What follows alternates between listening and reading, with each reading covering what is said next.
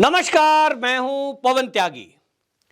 Delhi MCD में standing committee को लेकर के जिस तरह से आम आदमी पार्टी और भारतीय जनता पार्टी के निगम पार्षद गुत्थम गुत्था हो गए, अब यह मामला कोर्ट में जा पहुंचा है और दिल्ली हाई कोर्ट ने बाकायदा इस मामले में संज्ञान लेते हुए दिल्ली के एलजी और दिल्ली की जो मेयर है शैली ओबेरॉय आम आदमी पार्टी की, उनको और एमसीडी कमिश्नर को नोटिस जारी कर दिया है और कोर्ट ने एक तल्ख टिप्पणी दी है आम आदमी पार्टी को, जिससे बड़ा झटका लगा है। असल में आपको बता दें, आम आदमी पार्टी की कोशिश थी कि स्टैंडिंग कमेटी पर पूरी तरह उसका कब्जा हो जाए और 6 में से 4 सीट उसकी हो जाएं। यानी जब भी कभी कोई प्रस्ताव अगर एमसीडी में आता है तो स्टैंडिंग कमेटी के पास जब वो प्रस्ताव आए तो 4-2 से वो पास होता रहे, क्योंकि 6 कुल सदस्य स्टैंडिंग कमेटी के होते हैं जो ये तय करते हैं हर प्रस्ताव की फाइल वहां जाएगी और उस पर तय करते हैं, और उनकी पावर जो है दिल्ली के मेयर से भी ज्यादा होती है। और इसीलिए आम आदमी पार्टी पूरी तरह से इस 6 में 4 सदस्य अपने जिताना चाहती थी, लेकिन भारतीय जनता पार्टी की जिस तरह से तैयारी थी और उनका पहले से कहना था कि आम आदमी पार्टी के कई निगम पार्षद उनके पक्ष में वोट करेंगे, यानी क्रॉस वोटिंग होगी, उनके पक्ष में वोट करेंगे, और इसके कारण से उनको पूरी उम्मीद थी कि उनके 4 सदस्य स्टैंडिंग कमेटी में जीत कर आएंगे। लेकिन जब वोटों की गिनती होने का नंबर आया तब हंगामा खड़ा हो गया, और हंगामे की वीडियोस हम सबने देखी कि किस तरह से जो आम आदमी पार्टी की नेता है वो नेता महिला कार्यकर्ताओं को, महिला पार्षदों को भड़का रही थी और भड़का करके उनको आगे बढ़कर हमला करने के लिए उकसा रही थी, ऐसा भारतीय जनता पार्टी का आरोप है। वीडियो में दिखाई दे रहा है कि आतिशी जो है कुछ निगम पार्षदों के कान में कहती है, फिर आतिशी के कहते ही वो निगम पार्षद एकदम बीजेपी की कार्यकर्ताओं पर, बीजेपी की पार्षदों पर हमलावर हो जाती हैं।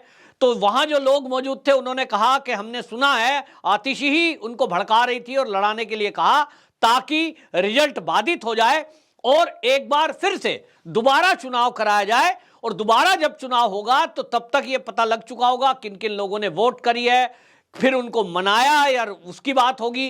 कुल मिलाकर के उनकी एक पॉलिसी थी कि जिस तरह से ये चुनाव का रिजल्ट है इसमें एक वोट इनवैलिड कर दिया जाए भाजपा के पक्ष में जो पड़ा है, और उसको इनवैलिड करने से आम आदमी पार्टी की जो रणनीति थी कि अपने वो 4 सदस्य जिता ले जाए, शायद कहीं ना कहीं उनको लगता होगा कि उसमें उन्हें सफलता मिल जाएगी।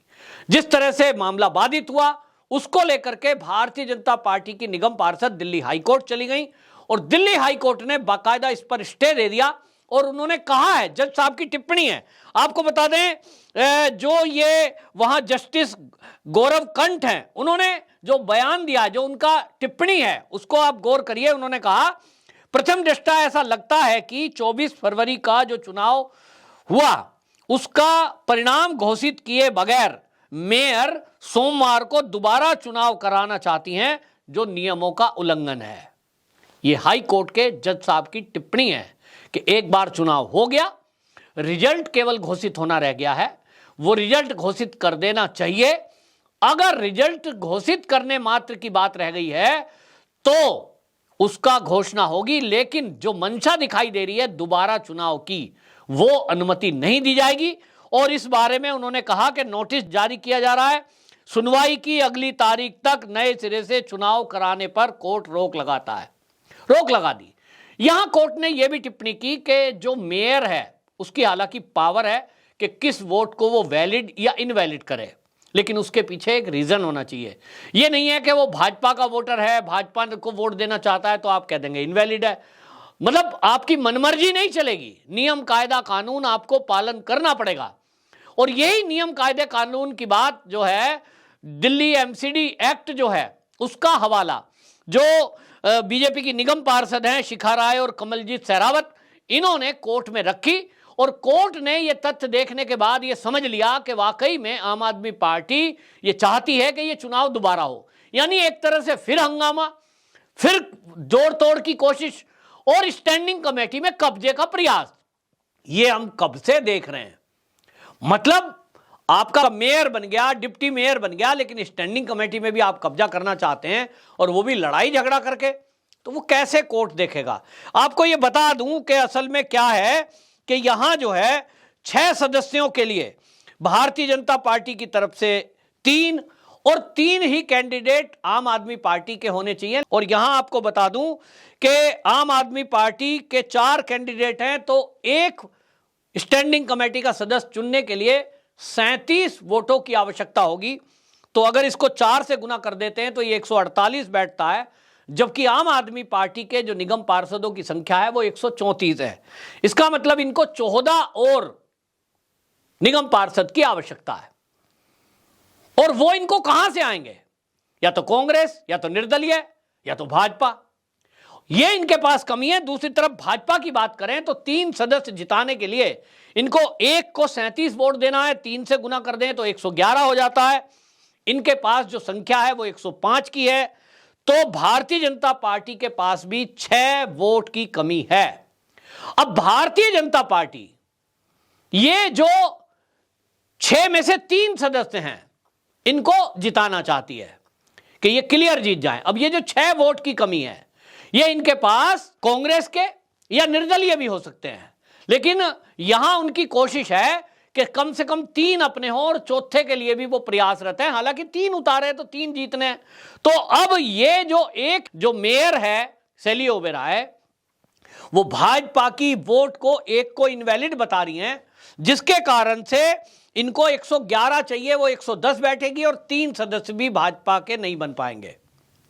और यही आम आदमी पार्टी चाहती है कि 6 सदस्यों की स्टैंडिंग कमेटी में भारतीय जनता पार्टी के 2 सदस्य रह जाएं और 4 आम आदमी पार्टी के हो जाएं, ताकि जो भी वहां फाइल आए, जो भी प्रस्ताव आए, वो तत्काल पास हो जाए 4-2 के बहुमत से। यानी 4 जब आपके हो जाएंगे तो भाजपा की कोई नहीं चलेगी, मेयर भी उनका, डिप्टी मेयर भी उनका, और स्टैंडिंग कमेटी में 6 में से 4 सदस्य आम आदमी पार्टी के। ये जो रणनीति है, इस रणनीति को अपनाने के लिए आम आदमी पार्टी बार बार लफड़ा झगड़ा, हल्ला गुल्ला और मारपीट तक पे उतर गई है। और इसीलिए भारतीय जनता पार्टी ने कोर्ट का रुख करते हुए ये कोर्ट को बताया कि हमारे पास वो सबूत हैं, हमारे पास वो वीडियो फुटेज हैं, जिसमें साफ साफ दिख रहा है कि आम आदमी पार्टी की जो नेता है आतिशी, वो जो आम आदमी पार्टी के निगम पार्षद हैं महिलाएं, उनको कान में कानाफूसी करती है, उनको भड़का रही है और वो तुर्क बीजेपी पर हमला कर देते हैं। बीजेपी की महिला पार्षदों के बाल तक खींचे गए, बाल नोचे गए, धक्का मुक्की हुई। ऐसा कभी किसी ने देखा नहीं। तो आम आदमी पार्टी जहां अपने 4 सदस्य जिताना चाहती है, भारतीय जनता पार्टी 3 पर अड़ी है। और जैसा मैंने बताया कि उसको जो वोट जितना चाहिए वो सब अरेंजमेंट बातचीत पहले ही हो गई थी, तो 3 के लिए आश्वस्त थे और इसलिए 3 सदस्य उन्होंने उतारे और कुल 6 की कमी है। वहां आम आदमी पार्टी को अपना चौथा कैंडिडेट जिताने के लिए तो चाहिए 14, लेकिन 3 को जिताने के लिए उसमें कोई दिक्कत नहीं है, उसके 3 सदस्य तो बन ही जाएंगे।